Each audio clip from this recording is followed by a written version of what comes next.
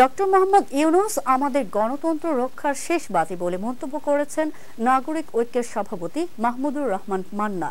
তার মতে, বর্তমান রাজনৈতিক সংকট মোকাবেলায় ডক্টর ইউনূসই একমাত্র ব্যক্তিত্ব যিনি বাংলাদেশকে নতুন আলো দেখাতে পারেন।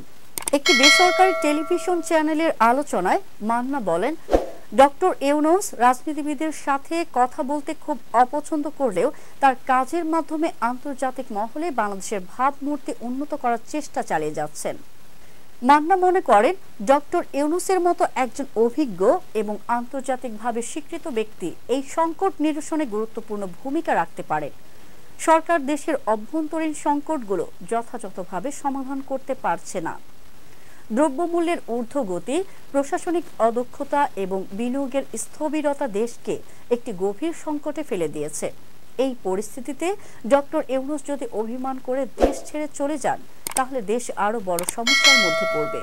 তিনি বলেন, দেশের বিভিন্ন রাজনৈতিক দল এবং গোষ্ঠীর মধ্যে বিদ্যমান মতবিরোধ দূর করতে একটি শক্তিশালী নেতৃত্ব প্রয়োজন, যা ডক্টর ইউনূস দিতে পারে।